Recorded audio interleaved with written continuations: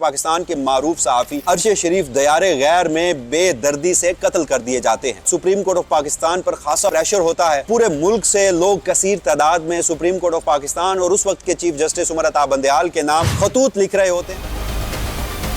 आज समाअत का आगाज होता है। हम कमरा अदालत में पहुंचते हैं तो कुछ इंकशाफात होते हैं। जस्टिस मंसूर अली शाह कहते हैं कि उन्हें पता ही नहीं कि यह मुकदमा उनकी अदालत में समाअत के लिए मुकर्रर कर दिया गया है। वो वहां पर लफ्ज इस्तेमाल करते हैं अब्रप्टली, यानी अचानक से ये मुकदमा समाअत के लिए मुकर्रर कर दिया गया है। हालांकि जस्टिस मंसूर अली शाह उस 3 रुकनी कमेटी के मेंबर हैं जो supreme court practice and procedure act के तहत कायम है। इस हवाले से बातें ये भी हो रही हैं कि जो रजिस्ट्रार सुप्रीम कोर्ट हैं उनके अल्टीमेट बॉस जो हैं वो चीफ जस्टिस पाकिस्तान है। जो एजेंडा तैयार किया जाता है या जो मुकदमात समाअत के लिए मुकर्रर किए जाते हैं उनकी मंजूरी चीफ जस्टिस काजी फैज़ ईसा साहब देते हैं। ये मामला 3 रुकनी जजेस कमेटी से बालाए ताक रखकर 3 रुकनी बेंच के सामने मुकर्रर कर दिया गया है। मुकदमे पर बेशतर समाअतें होती हैं मगर ये मुकदमा किसी मंतकी अंजाम तक नहीं पहुंच पाता। अदालत उज़्मा में तकरीबन 13 माह के बाद सीनियर सहाफ़ी अरशद शरीफ कत्ल अज़खुद नोटिस केस की समाअत मुकर्रर होती है। आज के रोज़ जस्टिस मंसूर अली शाह की सरबराही में सुप्रीम कोर्ट का 3 रुकनी बेंच इस मुकदमे पर समाअत करता है मगर एक मरतबा फिर केस की समाअत गैर मुअय्यना मुद्दत के लिए मुलतवी कर दी जाती है, क्योंकि जो मामला इस 3 रुकनी बेंच के सामने दरपेश होता है वो ये कि इससे कबल इसी अज़खुद नोटिस पर 5 रुकनी लार्जर बेंच समाअत कर चुका है। तो अब 3 रुकनी लार्जर बेंच के सामने ये मुकदमा समाअत के लिए मुकर्रर नहीं किया जा सकता। तो ये मामला 3 रुकनी जजेस कमेटी जो कि प्रैक्टिस एंड प्रोसीजर एक्ट के तहत कायम की गई है उसको भेज दिया जाता है ताकि लार्जर बेंच तश्कील दिया जाए। मगर दौरान समाअत जस्टिस मंसूर अली शाह अहम तरीन इंकशाफात करते हैं। उनका कहना होता है कि उन्हें पता ही नहीं था कि यह मुकदमा उनकी अदालत में समाअत के लिए मुकर्रर कर दिया गया है। वो कहते हैं कि इस मुकदमे को 3 रुकनी लार्जर बेंच की बजाय 5 रुकनी बेंच के सामने रखा जाना चाहिए था। और वो यहाँ तक भी कहते हैं कि यह आइन के आर्टिकल 184(3) का मुकदमा था, इसे प्रैक्टिस एंड प्रोसीजर एक्ट के तहत 3 रुकनी जजेस कमेटी के सामने बेंच की तश्कील के लिए रखा ही नहीं गया। आज की समाअत में अटॉर्नी जनरल और दीगर फरीकैन के साथ साथ अरशद शरीफ के वकील भी अदालत में मौजूद होते हैं। तो आखिर ये तमाम तर मामलात क्या हैं? केस की समाअत एक मरतबा फिर गैर मुअय्यना मुद्दत के लिए मुलतवी क्यों कर दी गई है और इस पर अब होने वाली बहस क्या रुख अख्तियार करेगी? आज की इस वीडियो में मैं आपको बताऊंगा। मैं हूं वसीम मलिक और आप मुझे देख रहे हैं पब्लिक न्यूज़ के डिजिटल प्लेटफॉर्म्स पर। नाज़रीन, आप जानते हैं कि पाकिस्तान के मारूफ सहाफ़ी अरशद शरीफ दयारे गैर में बेदर्दी से कत्ल कर दिए जाते हैं और उसके बाद सुप्रीम कोर्ट ऑफ पाकिस्तान पर खासा उस वक्त प्रेशर होता है। पूरे मुल्क से लोग कसीर तादाद में सुप्रीम कोर्ट ऑफ पाकिस्तान और उस वक्त के चीफ जस्टिस उमर अता बंदयाल के नाम खतूत लिख रहे होते हैं और जिसमें अरशद शरीफ कत्ल की तहकीकात का मुतालबा किया जाता है और अज़खुद नोटिस लेने का कहा जाता है, जिस पर उस वक्त के चीफ जस्टिस उमर अता बंदयाल एक अज़खुद नोटिस लेते हैं और इस मामले की समाअत के लिए 5 रुकनी लार्जर बेंच तश्कील देते हैं, जिसमें उस वक्त के chief justice Umar Ata Bandial, justice retired Ijazul Hasan, justice retired Mazahir Naqvi, justice Mohammad Ali Mazhar और जस्टिस जमाल खान मंदोखेल शामिल होते हैं। मुकदमे पर बेशतर समाअतें होती हैं मगर ये मुकदमा किसी मंतकी अंजाम तक नहीं पहुंच पाता। इसी दौरान chief justice Umar Ata Bandial retire हो जाते हैं, जस्टिस इजाजुल हसन और जस्टिस मज़ाहिर नकवी इस्तीफ़ा दे जाते हैं, जबकि बेंच में 2 जजेस बाकी रहते हैं जो इस वक्त सुप्रीम कोर्ट ऑफ पाकिस्तान में अपनी खिदमात सर अंजाम दे रहे हैं। उसके बाद चीफ जस्टिस काजी फैज़ ईसा बतौर चीफ जस्टिस पाकिस्तान का कलमदान संभालते हैं मगर ये मुकदमा समाअत के लिए मुकर्रर नहीं होता। गुज़श्ता हफ्ते कॉज लिस्ट जारी कर दी जाती है जिसमें बताया जाता है कि 29 जुलाई यानी सोमवार के रोज़ यानी आज दिन 9:30 बजे जस्टिस मंसूर अली शाह की सरबराही में ये मुकदमा समाअत के लिए मुकर्रर कर दिया गया है। आज समाअत का आगाज़ होता है। हम कमरा अदालत में पहुँचते हैं तो कुछ इंकशाफात होते हैं। जस्टिस मंसूर अली शाह कहते हैं कि उन्हें पता ही नहीं कि यह मुकदमा उनकी अदालत में समाअत के लिए मुकर्रर कर दिया गया है। वो वहाँ पर लफ्ज़ इस्तेमाल करते हैं अब्रप्टली, यानी अचानक से ये मुकदमा समाअत के लिए मुकर्रर कर दिया गया है। हालांकि जस्टिस मंसूर अली शाह उस 3 रुकनी कमेटी के मेंबर हैं जो supreme court practice and procedure act के तहत कायम है, जो सुप्रीम कोर्ट में बेंचेस की तश्कील और मुकदमात की जो समाअत है वो मुकर्रर करती है। अब चूंकि ये अज़खुद नोटिस लिया गया था साबिक चीफ जस्टिस के तरफ से और ये आइन के आर्टिकल 184(3) का दायरा अख्तियार है,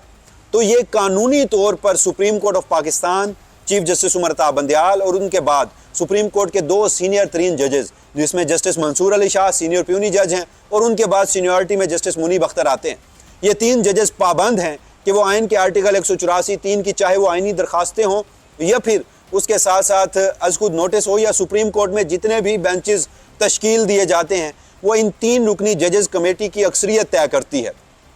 अब असूली तौर पर और कानूनी तौर पर होना तो ये चाहिए था कि ये मुकदमा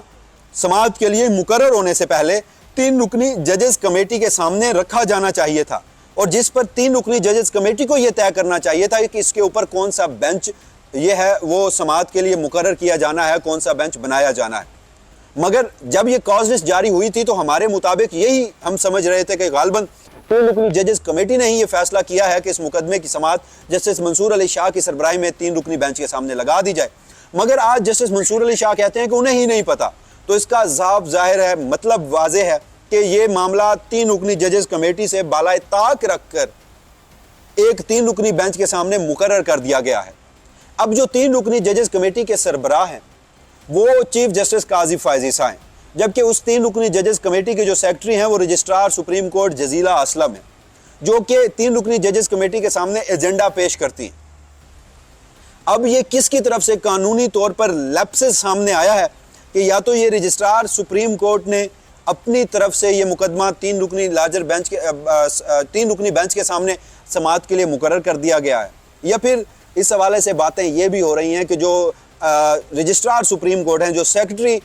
कमेटी हैं, उनके अल्टीमेट बॉस जो हैं वो चीफ जस्टिस पाकिस्तान है। तो जो एजेंडा तैयार किया जाता है या जो मुकदमात समाअत के लिए मुकर्रर किए जाते हैं, अल्टीमेटली उनकी मंजूरी चीफ जस्टिस काजी फायजी शाह साहब देते हैं।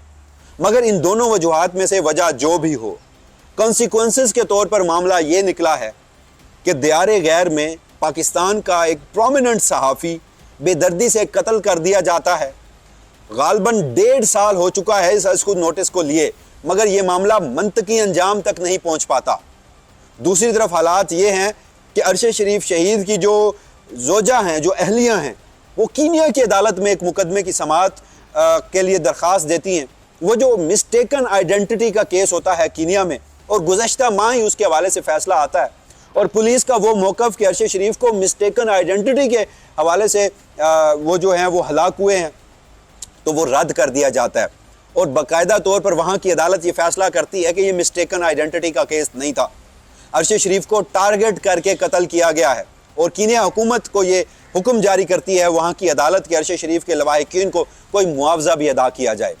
मगर यहाँ पर पाकिस्तान की अदालत है कि इस मुल्क की सबसे बड़ी अदालत, अदालत उज़्मा,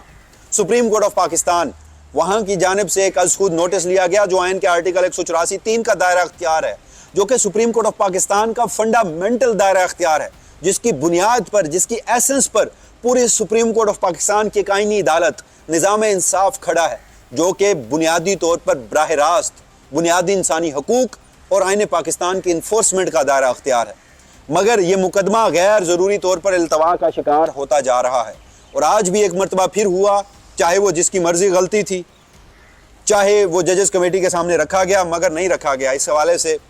तहकीकात होनी चाहिए कि 184(3) का मुकदमा प्रैक्टिस एंड प्रोसीजर एक्ट के तहत कायम कमेटी से कैसे बालाए ताक रखकर समाअत के लिए मुकर्रर किया जा सकता है। तो इस पर अब मुख्तलिफ र्यूमर्स हो रही हैं, मुख्तलिफ बातें हो रही हैं, मगर सवाल यही उठता है कि 3 रुकनी जजेस कमेटी को बाईपास करके ये मुकदमा 3 रुकनी बेंच के सामने लगाना, क्या ये गैर ज़रूरी इल्तवा नहीं था, जो कि एक मरतबा फिर गैर मुइना मुद्दत तक समाअत मुलतवी कर दी गई है।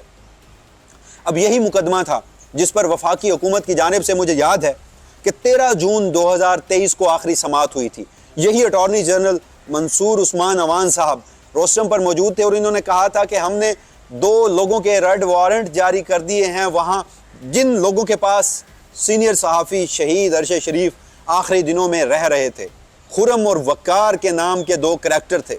और कहा गया था कि कीनिया हुकूमत की जानिब से हमें उन्हें उन 2 लोगों को वापस पाकिस्तान लाना है ताकि तहकीकात आगे बढ़ सकें। और अटॉर्नी जनरल की जानिब से यह बयान दिया गया था कि म्यूचुअल लीगल असिस्टेंस, बाहमी कानूनी मुआवनत का एक तरीक़ाकार हमारा जो फॉरेन ऑफिस है वो तय कर रहा है, फेडरल कैबिनेट उसकी मंजूरी देगी, और उसके साथ ये मामला कीनियन हुकाम के सामने उठाया जाएगा। मगर 13 महीने के बाद आज के रोज़ अटॉर्नी जनरल ऑफ पाकिस्तान जो है, उनका स्टेटमेंट सिर्फ वही था, उनका कहना था कि अभी भी वफाकी हुकूमत जो है वो उसकी मंजूरी देगी। अब यहाँ पर पाकिस्तान की फेडरल गवर्नमेंट कहाँ स्टैंड करती है वो मिसाल मैं आपके सामने रख चुका हूँ। दूसरा, अरशद शरीफ के वकील जो हैं, साबिक जज हैं इस्लामाबाद हाई कोर्ट के शौकत अजीज सदीकी, उनकी जानिब से आज एक मरतबा फिर दोहराया गया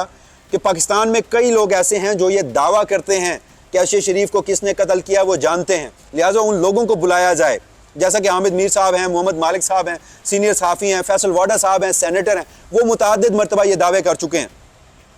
जबकि अरशद शरीफ की फैमिली और उनके वकील की जानिब से पाकिस्तान के मुक़्तदरा के कुछ अहम तरीन और फैसला साज शख्सियात का नाम भी लिया गया था कि ये लोग इस सारे मामले में मुलव्वस हैं, सुप्रीम कोर्ट इनके ऊपर तहकीकात करे, मगर सुप्रीम कोर्ट ने वो दरख्वास्त इंटरटेन नहीं की थी। तो एक मरतबा फिर आज ये समाअत गैर मुइना मुद्दत के लिए मुलतवी हो चुकी है। अब जब 5 रुकनी बेंच दस्तयाब होगा, कमेटी के सामने ये मामला रखा जाएगा, तब ये समाअत के लिए मुकर्रर होगा। मगर किस्सा मुख्तसर ये कि दियारे गैर में, चाहे वो एक सहाफ़ी ना होता, एक पाकिस्तानी तो था, एक पाकिस्तानी जो दियारे गैर में बेदर्दी से कत्ल कर दिया जाता है, और उस पर पाकिस्तान की उस वक्त की गवर्नमेंट, पीडीएम की गवर्नमेंट ने उस वक्त के federal interior minister Rana Sanaullah के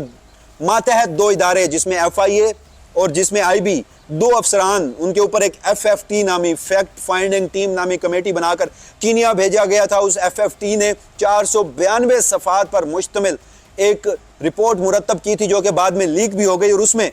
वो तमाम तर पहलू मद्देनज़र रखे गए थे, उन तमाम तर